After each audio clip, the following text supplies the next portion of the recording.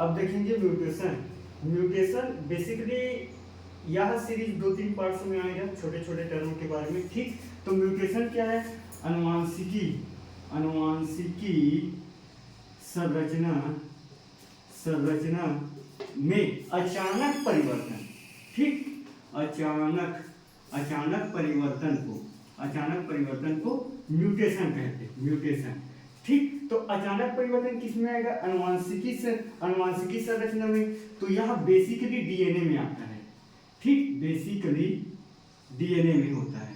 ठीक, डीएनए में, तो उसको बोलते हैं म्यूटेशन। और एक साइंटिस्ट था टीवेरिस, इसके बारे में बताया था। ठीक है, और इसके 3 कारण माने जाते हैं, 3 कारण। ठीक, पहला कारण है न्यूक्लियोटाइड फ्यूजन, मतलब संयोजन न्यूक्लियोटाइड फ्यूजन। ठीक, दूसरा कारण इसका माने जाते हैं न्यूक्लियोटाइड विखंडन।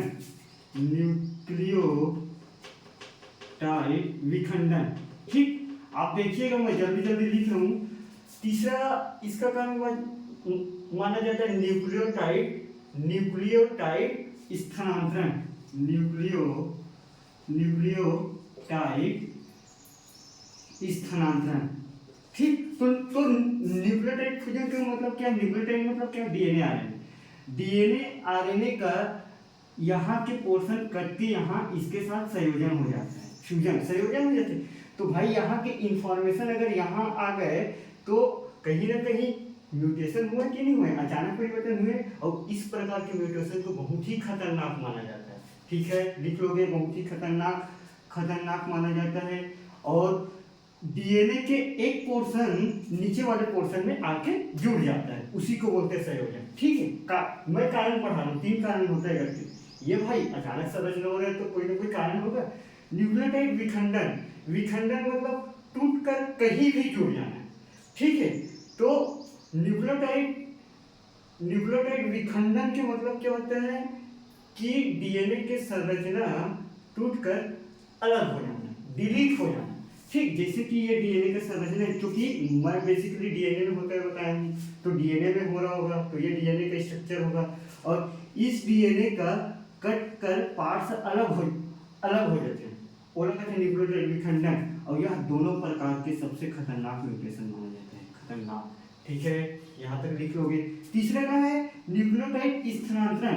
डीएनए आरएनए का कुछ ऐसा पार्ट्स है यहाँ से ऊपर जाके जुड़ जाना, तो ये फायदेमंद है भाई। कहीं का न्यूक्लियोटाइड अगर कहीं ऊपर जुड़ जा रहे हैं तो कहीं ना कहीं फायदा है, बाकी ये टूट के अलग रूप से जुड़ रहे हैं, इसी कारण ये घात है। तो 2 खतरनाक है।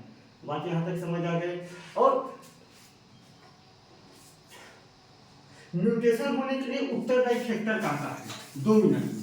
ठीक, उत्तरदायी फैक्टर, म्यूटेशन के उत्तरदायी फैक्टर सबसे पहले टेम्परेचर है। टेम्परेचर की वजह से म्यूटेशन होता है।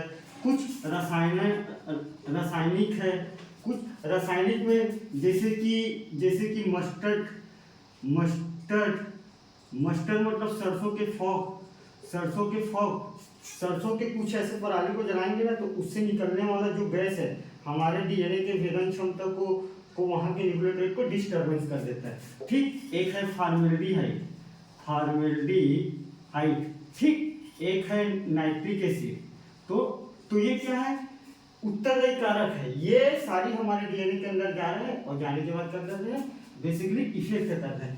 एक होता है इलेक्ट्रोमैग्नेटिक रेडिएशन, मतलब रेडियोधर्मिता, यू रेस, गामा रेस। ठीक, यू रेस, गामा रेस, और एक है अल्ट्रावायलेट रेस।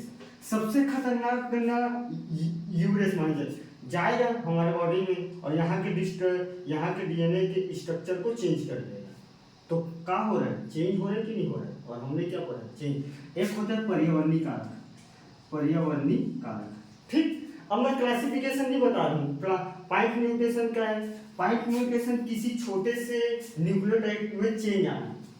इसको एक नंबर पूछ सकता है कि न्यूक्लियोटाइड के छोटे से सीक्वेंस में चेंज आना, उसको बोलते हैं प्राइम म्यूटेशन।